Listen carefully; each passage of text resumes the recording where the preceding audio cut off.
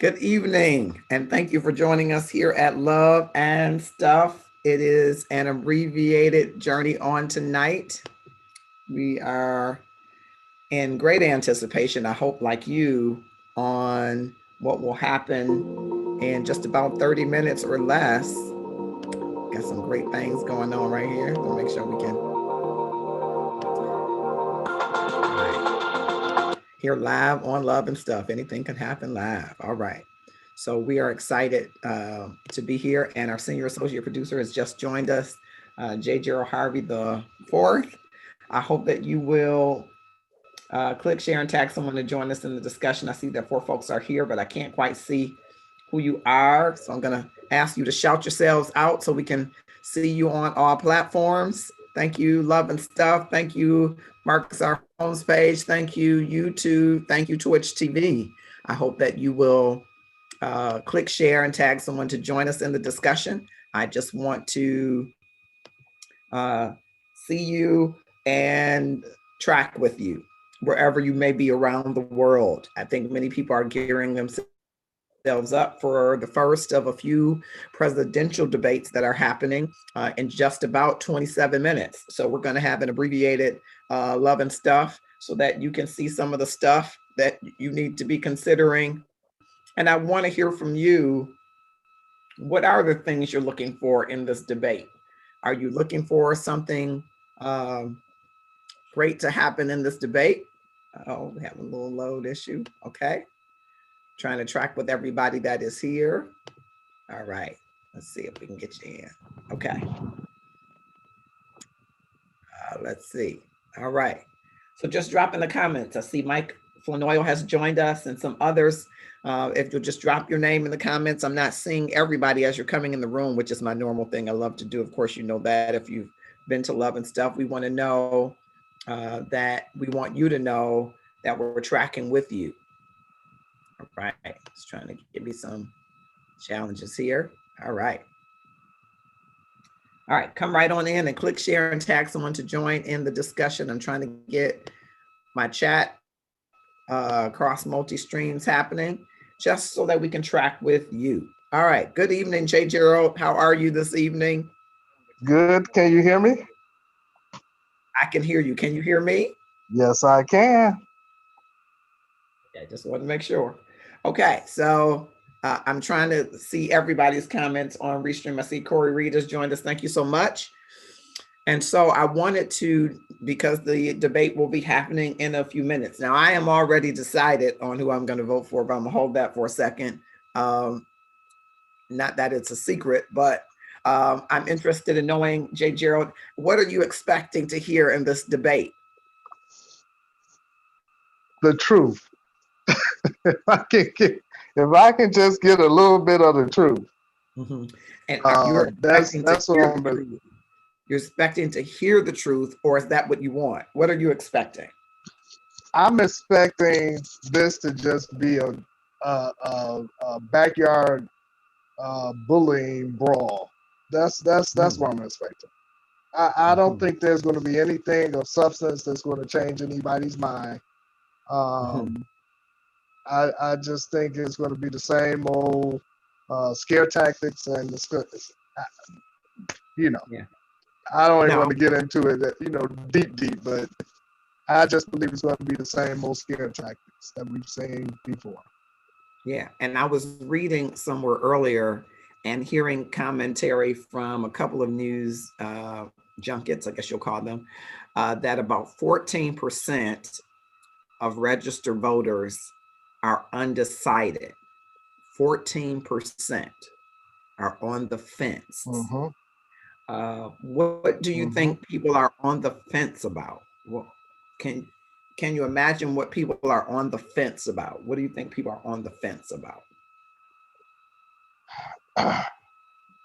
I can imagine what people are on the fence about, and I believe that one, you have two parties that are at the end of the spectrum on each end, and I believe that's what people are on the fence about. And it's just two parties. No one is in the middle. There's no one that's trying to listen to the other side, or if they do, what do they give up in listening to the other side or in agreeing with the other side? There's a lot of money involved. We know that. Um, if we had an independent party and an independent candidate, I think it would be so much better. But since we don't, we have to make a choice, and we have to make a choice for what's better. Do you want a far right government, or do you want a far left government? And that's what our choice is at this point. Okay. All right. And so back to that 14%, do you think they're looking for something different than what you just articulated? Think on that before you answer it. Mike Lanoyle says, I don't think anything informative will happen during this debate. Okay, thank you for that. Thank you so much. And so, J. Gerald, do you think that the 14% that's undecided is looking for something different than far right and far left?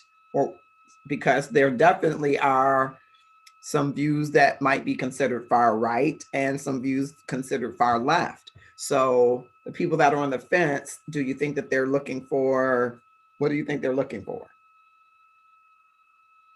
I believe that what they're looking for is something that they're not going to get. And what is it? And that is, okay. Well, what I'm saying is what they're looking for is they're looking for who has the best ideas to move the country forward. And it is debate. If they haven't made up their mind yet, and if they haven't seen it, I personally don't think they're going to find it in these last few weeks. Yeah, I'm getting a little bit of static from I think it might be your headphones, so you might need to adjust that. David Carter has joined us, and he said Joe Biden is going to get destroyed with a laugh face. So what do you think about that? Well, I'm curious because, again, there are 14% that are undecided.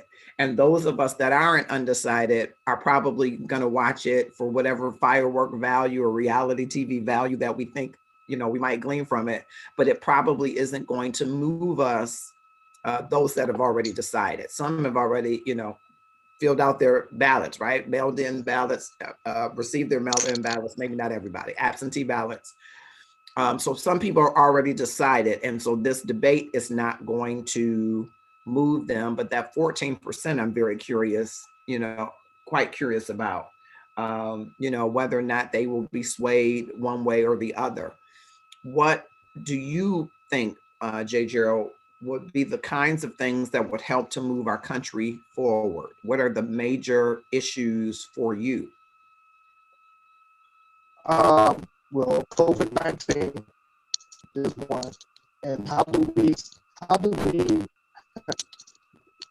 survive, and what does the country look like after COVID-19? Mhm. How do we recover financially as a country?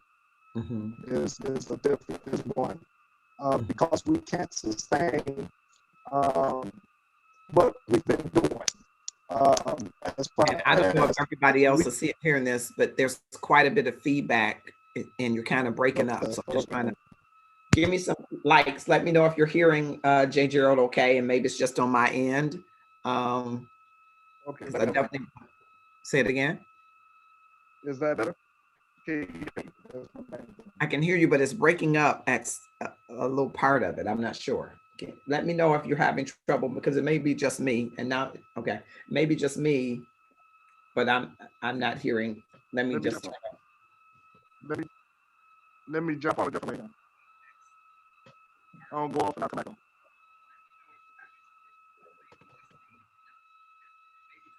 Okay, so he's going to jump back on with us. No, Mike, it's not just you. Okay, not just me. Okay. And so I want to hear from you. He's talking about COVID. So those of you that are here across platforms, give me some likes if you believe that COVID has been handled well by the government. Okay, am I breaking up? Okay, I got one like, okay? And give me some mean faces if you think COVID has not been handled well by the current administration. If it has not been done well by the administration. Okay, got some no's. Was looking for some mean faces. Okay, I got you. No's work fine. And so that's a major issue. Do you think, are you looking to hear from former Vice President Biden a plan of how we get out from under this COVID situation? Are you looking for, as a part of what you're looking to hear tonight, are you looking to hear a plan from him as to how we get out of our current situation under COVID? And how we get to some, for businesses, employees, some solvency, some leveling off, if you will, and back to some semblance of normalcy. Though I think normalcy will be very different forevermore, but to some semblance of normalcy that you're looking for. That's a big differentiation for you. You want to hear that tonight. Give me some likes if that's something you want to hear. History shows that the stock market is doing great for months prior to an elected president. The current president wins all the time. Mm-hmm. And David, I want to know if what factors into that. Does a pandemic factor into that? Because we've had pandemics before. What are those statistics tell us about the economy and the pandemics that we've experienced, and what those set of circumstances did to the election? I'm very interested in hearing that. I'm always fascinated to hear the history component, and kind of immersed in that, or a piece of that might be, now, how was it during a pandemic, right? How was it during a pandemic? A great point I think you raised. Tasha Green is watching. Thanks so much for joining, and I hope that everybody's hearing me clear. I hope you will click share. I just want to hear from you across platforms, YouTube, Twitch TV, Facebook. I want to hear from you Um, so we talked slightly about the pandemic, and it's a shorter show. No, it doesn't, but the stock market is great with this pandemic. Well, it's been up and down, David, right? It's been up and down. So I don't, I'd have to go back and look at those numbers again. I've seen it be up and very low. So I don't know that it's been great consistently. And if you have some information that counters that, please share it with me, inbox it to me, or shoot me some, information, but not from what I have been watching. It has had great moments, but that it has also done some nosedive moments throughout. So it's been very volatile. It's been very volatile during this time, but okay. I'd be interested in seeing that information. And so the pandemic is a big issue. How it was handled, some people are saying a big issue. I want to know whether or not the $750 worth of taxes is important to you, whether it's something, because we waited all this time. Mike says he's lost 50,000 in the stock market during COVID. Gee, Mike, I'm your friend Marcus. No, I'm teasing. Well, I'm not your friend no more. You lost 50. No, I'm teasing. $750 made hundreds of millions of dollars. Some people say that's a savvy businessman. Somebody says, hey, this is the same guy who was going to, start elongated this birtherism conversation. And here he was fighting to keep his tax returns from being shown, whereas some said everybody else showed theirs, prior to running. So does the $750 of taxes matter to you? Do you want to hear from him? You are right, but it crashed, but it came back very quickly and the economy is still strong. Economy is not still, well, economists don't say that the economy is still strong. So I'm not sure your measurement of strong. Economists are not saying that the economy is strong. But I'm open to seeing the information from economists who are saying it's strong. We've seen it recover and go back and forth, and it's been more volatile than I can recall for some time, but I'd be interested to see that information too, if it's a strong economy. I don't think the average American feels that it's strong, and I'm wondering if that 14% that's undecided feels that it's strong, because I think that's what's going to swing it, whether or not they can be convinced that there is going to be a better path than the path that has happened. And, quite frankly, I think a lot of people look at the path that has happened, and some give credit to Mr. Trump, though many of the things that have come to bear during his administration that have been good, because there have been some things not so good. Many of the things that have come to bear during this administration were started in previous administrations, and that's nothing new. Think about where Obama was when he got into office and what happened afterwards and what was handed to Trump. So, it's hard to sometimes remember that because the pandemic is before us, right? So where people are touting, these successes as he may characterize them, some will say, if you do fact checking, these are things that started in another administration. Nicole Baldwin has joined us. Thank you so much for coming. Depends on what industry you're into. And I guess I'm talking about, the gross national, I'm talking about the entire landscape. So not just industry specific, because we could have said at a point, the automotive industry was a wreck. And now, it's strong, and it's strong because it got a bailout. So how do you, I'm talking about overall though, but I get that point, and you raise a great point. Could be. I know that a lot of people have lost, and I know that there have been ups and downs, David, to your point. I got you. I know you're talking about, but I got you, because I don't want them to lose 50,000. That's my good friend. Okay.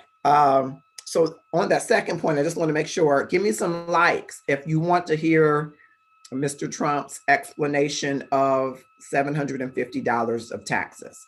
I don't know that you will hear that tonight, but maybe you will. But let me know with some likes if you want to hear that tonight. You want to understand how he made hundreds of millions of dollars and only paid $750 in taxes. I'd be interested to get your likes. Okay, some people are likes, they do want to, you want to hear about that. Okay. All right. All right, so we talked slightly about COVID.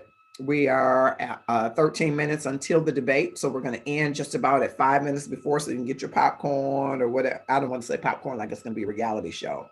You can get yourself situated to be in the debate, to immerse yourself in the information that will be provided in the debate. I better say it that way.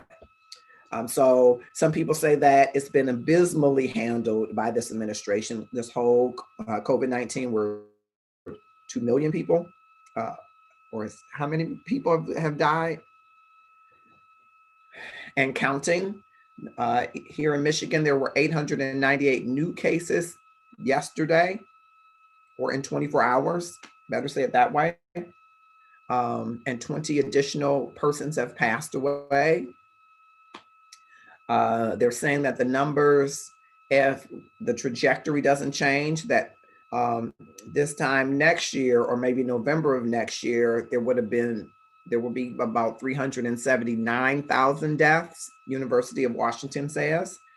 Some people are, of course, still saying that Trump knew more information than he let on, and some of the recordings might lend themselves to support or corroborate that, some are saying. And so, some are not happy with how it's handled. Do you want to hear, as I asked, do you want to hear how Vice President Biden would bring us out? And some of you said, yes, we want to hear that. Oh boy, here we go again. All right. Ann Lewis has joined us. Thank you so much. And so J. Gerald is coming back with us. Great. So you want to hear about COVID. You want to hear about economic recovery. You want to hear, some of you, about the $750 taxes. How did we get to that? If for no other reason, maybe all but only $750, but how then do we fund the government? Is there anybody that is listening tonight to hear any response to the law and order conversation? The conversation around police brutality, defunding police, community policing. Is anybody looking to hear either side's plan or position around those things that I just mentioned? Trump pays $750 in taxes because he shows losses to each corporation started as 35,000 tax deduction for each corporation that started. David, I want to know, does it matter to you that he did not want to have his tax returns revealed? It's unprecedented that a president would not have his tax returns revealed. Why do you think that is? I'm just curious what your opinion is on it. Tanya Embry has joined us. Blessings to you and your family and the loss of your beautiful aunt. Tasha Green, it's so draining and heartbreaking. Yeah, I'm wondering, I'm wondering the whole law and order conversation. Are you expecting, J. Gerald and others, are you expecting to hear some information on the law and order conversation? And what are you hoping to hear?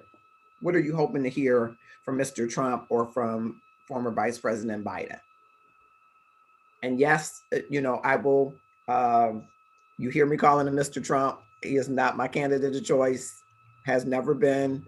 I have very strong feelings about Mr. Trump. And they stem from him, comments of things that he actually said and things that he's actually done. So yes, I would be remiss if I didn't tell you I have strong feelings about it. So no, because he's playing the game by the rules, and more Black people should do the same. More Black people don't have hundreds of millions of dollars, David Carter, but I'm with you. And I love this dialogue. I love it. I do not, for me, there hasn't been a president who didn't reveal his tax returns. So why is Trump any different? And the fact that we had to go through all of this to find out that he only paid $750, there would be no way I would vote for him. There would be no way I would vote for him, almost on that exclusively, But I'll be honest, I wasn't with bated breath hoping to find out he paid $1 million in taxes or 50 million. That would not have mattered to me based on the things that I've seen over these 4 years. So, but Jay Gerald, what are you hoping to hear?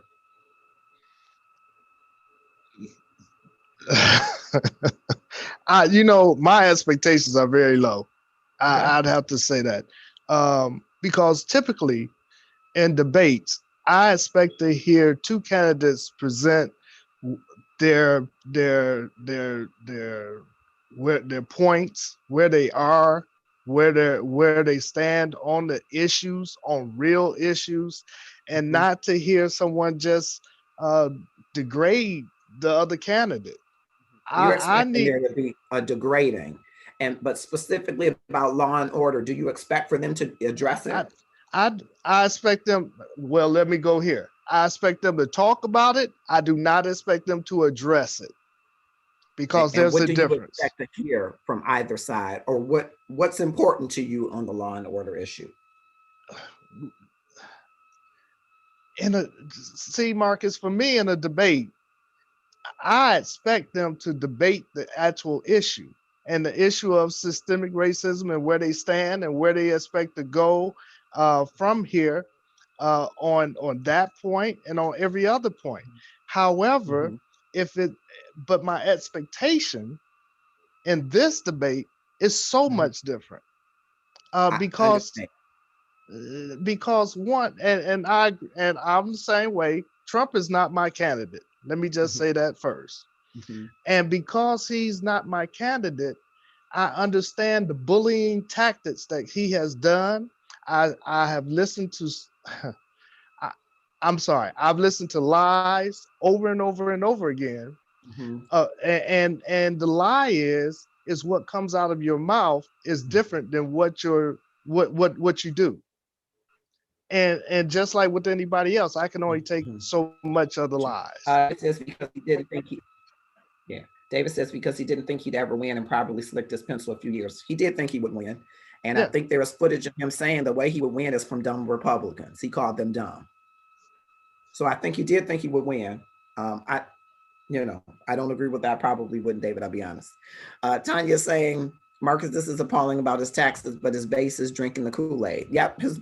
So it's the 14% that I'm interested in. And we're 3 minutes to the debate. So we're going to close out so you can watch the debate. And if it's not too long, I'm going to come back afterwards to see, exactly what your sentiments were, whether or not they addressed COVID, as Jay Gerald said, addressed the issues, whether or not they addressed this $750 in income taxes, whether or not they addressed the law and order issue, whether or not either of them will lay out a plan of how we move forward to economic recovery, though David says that the economy is strong. So I invite him to provide us some information about an economist who believes it's strong, because I want to hear all opinions. And he does raise a point that some industries are strong. There could be reasons why specific industries are still,